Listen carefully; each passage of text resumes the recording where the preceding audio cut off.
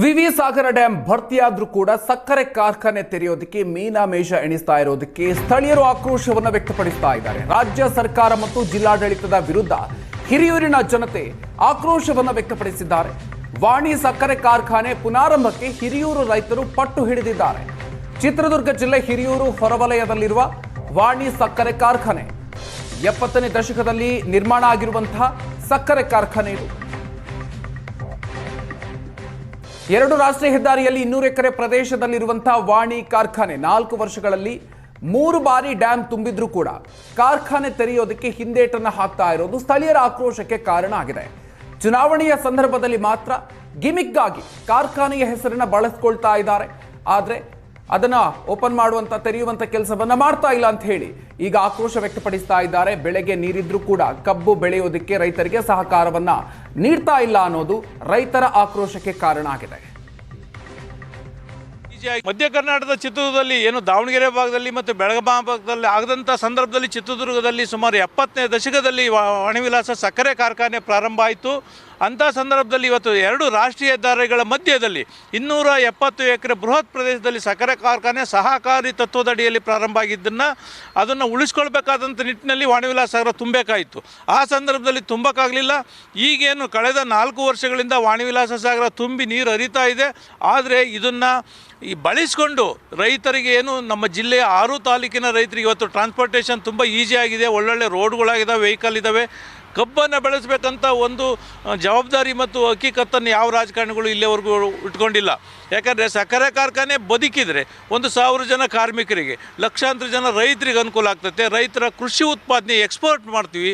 ಆಮೇಲೆ ಇಲ್ಲೆಲ್ಲ ಕೈಗಾರಿಕೆ ಇಂಡಸ್ಟ್ರಿಗಳು ಮಾಡ್ತಿದ್ದಾರೆ. ಇಲ್ಲೆಲ್ಲ ಸಾವಿರಾರು ಎಕರೆಯಲ್ಲಿ ಇರುವಂಥ ಕೈಗಾರಿಕೆಯನ್ನು ಮುಚ್ಚಿ ನಾವು ಹೊಸದಾಗಿ ಇಂಡಸ್ಟ್ರಿ ಮಾಡ್ತೀವಿ ಅಂತ ಹೇಳ್ತಾರೆ. ರೈತರ ಉತ್ಪಾದನೆಯನ್ನು ಕೈಗಾರಿಕೆಯನ್ನಾಗಿ ಮಾಡಬೇಕಾಗಿತ್ತು.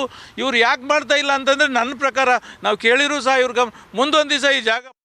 ರಾಜ್ಯ ಸರ್ಕಾರ ಮತ್ತು ಜಿಲ್ಲಾಡಳಿತದ ವಿರುದ್ಧ ಹಿರಿಯೂರಿನ ಜನತೆ ಆಕ್ರೋಶವನ್ನು ವ್ಯಕ್ತಪಡಿಸಿದ್ದಾರೆ. ವಾಣಿ ಸಕ್ಕರೆ ಕಾರ್ಖಾನೆ ಪುನಾರಂಭಕ್ಕೆ ಹಿರಿಯೂರು ರೈತರು ಪಟ್ಟು ಹಿಡಿದಿದ್ದಾರೆ.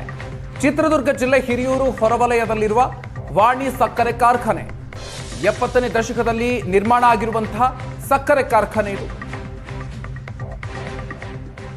2 ರಾಷ್ಟ್ರೀಯ ಹೆದ್ದಾರಿಯಲ್ಲಿ 200 ಎಕರೆ ಪ್ರದೇಶದಲ್ಲಿರುವಂತಹ ವಾಣಿ ಕಾರ್ಖಾನೆ 4 ವರ್ಷಗಳಲ್ಲಿ 3 ಬಾರಿ ಡ್ಯಾಂ ತುಂಬಿದ್ರೂ ಕೂಡ ಕಾರ್ಖಾನೆ ತೆರೆಯೋದಕ್ಕೆ ಹಿಂದೇಟನ್ನು ಹಾಕ್ತಾ ಇರೋದು ಸ್ಥಳೀಯರ ಆಕ್ರೋಶಕ್ಕೆ ಕಾರಣ ಆಗಿದೆ. ಚುನಾವಣೆಯ ಸಂದರ್ಭದಲ್ಲಿ ಮಾತ್ರ ಗಿಮಿಕ್ಗಾಗಿ ಕಾರ್ಖಾನೆಯ ಹೆಸರನ್ನ ಬಳಸ್ಕೊಳ್ತಾ ಇದ್ದಾರೆ. ಆದರೆ ಅದನ್ನ ಓಪನ್ ಮಾಡುವಂತ ತೆರೆಯುವಂತ ಕೆಲಸವನ್ನ ಮಾಡ್ತಾ ಇಲ್ಲ ಅಂತ ಹೇಳಿ ಈಗ ಆಕ್ರೋಶ ವ್ಯಕ್ತಪಡಿಸ್ತಾ ಇದ್ದಾರೆ. ಬೆಳೆಗೆ ನೀರಿದ್ರೂ ಕೂಡ ಕಬ್ಬು ಬೆಳೆಯೋದಕ್ಕೆ ರೈತರಿಗೆ ಸಹಕಾರವನ್ನ ನೀಡ್ತಾ ಇಲ್ಲ ಅನ್ನೋದು ರೈತರ ಆಕ್ರೋಶಕ್ಕೆ ಕಾರಣ ಆಗಿದೆ.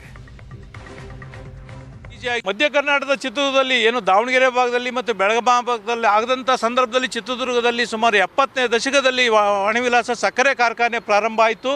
ಅಂಥ ಸಂದರ್ಭದಲ್ಲಿ ಇವತ್ತು 2 ರಾಷ್ಟ್ರೀಯ ಹೆದ್ದಾರಿಗಳ ಮಧ್ಯದಲ್ಲಿ 270 ಎಕರೆ ಬೃಹತ್ ಪ್ರದೇಶದಲ್ಲಿ ಸಕ್ಕರೆ ಕಾರ್ಖಾನೆ ಸಹಕಾರಿ ತತ್ವದಡಿಯಲ್ಲಿ ಪ್ರಾರಂಭ ಆಗಿದ್ದನ್ನು ಅದನ್ನು ಉಳಿಸ್ಕೊಳ್ಬೇಕಾದಂಥ ನಿಟ್ಟಿನಲ್ಲಿ ವಾಣಿವಿಲಾಸ ಸಾಗರ ತುಂಬಬೇಕಾಯಿತು. ಆ ಸಂದರ್ಭದಲ್ಲಿ ತುಂಬಕ್ಕಾಗಲಿಲ್ಲ. ಈಗೇನು ಕಳೆದ 4 ವರ್ಷಗಳಿಂದ ವಾಣಿವಿಲಾಸ ಸಾಗರ ತುಂಬಿ ನೀರು ಹರಿತಾ ಇದೆ. ಆದರೆ ಇದನ್ನು ಬಳಸಿಕೊಂಡು ರೈತರಿಗೆ ಏನು ನಮ್ಮ ಜಿಲ್ಲೆಯ 6 ತಾಲೂಕಿನ ರೈತರಿಗೆ ಇವತ್ತು ಟ್ರಾನ್ಸ್ಪೋರ್ಟೇಷನ್ ತುಂಬ ಈಸಿ ಆಗಿದೆ. ಒಳ್ಳೊಳ್ಳೆ ರೋಡ್ಗಳಾಗಿದ್ದಾವೆ, ವೆಹಿಕಲ್ ಇದ್ದಾವೆ. ಕಬ್ಬನ್ನು ಬೆಳೆಸಬೇಕಂತ ಒಂದು ಜವಾಬ್ದಾರಿ ಮತ್ತು ಹಕ್ಕಿಕತ್ತನ್ನು ಯಾವ ರಾಜಕಾರಣಿಗಳು ಇಲ್ಲಿವರೆಗೂ ಇಟ್ಕೊಂಡಿಲ್ಲ. ಯಾಕಂದರೆ ಸಕ್ಕರೆ ಕಾರ್ಖಾನೆ ಬದುಕಿದರೆ 1,000 ಜನ ಕಾರ್ಮಿಕರಿಗೆ, ಲಕ್ಷಾಂತರ ಜನ ರೈತರಿಗೆ ಅನುಕೂಲ ಆಗ್ತದೆ. ರೈತರ ಕೃಷಿ ಉತ್ಪಾದನೆ ಎಕ್ಸ್ಪೋರ್ಟ್ ಮಾಡ್ತೀವಿ. ಆಮೇಲೆ ಇಲ್ಲೆಲ್ಲ ಕೈಗಾರಿಕೆ ಇಂಡಸ್ಟ್ರಿಗಳು ಮಾಡ್ತಿದ್ದಾರೆ. ಇಲ್ಲೆಲ್ಲ ಸಾವಿರಾರು ಎಕರೆಯಲ್ಲಿ ಇರುವಂಥ ಕೈಗಾರಿಕೆಯನ್ನು ಮುಚ್ಚಿ ನಾವು ಹೊಸದಾಗಿ ಇಂಡಸ್ಟ್ರಿ ಮಾಡ್ತೀವಿ ಅಂತ ಹೇಳ್ತಾರೆ. ರೈತರ ಉತ್ಪಾದನೆಯನ್ನು ಕೈಗಾರಿಕೆಯನ್ನಾಗಿ ಮಾಡಬೇಕಾಗಿತ್ತು. ಇವ್ರು ಯಾಕೆ ಮಾಡ್ತಾ ಇಲ್ಲ ಅಂತಂದರೆ ನನ್ನ ಪ್ರಕಾರ ನಾವು ಕೇಳಿರೂ ಸಹ ಇವ್ರಿಗೆ ಮುಂದೊಂದು ದಿವಸ ಈ ಜಾಗ.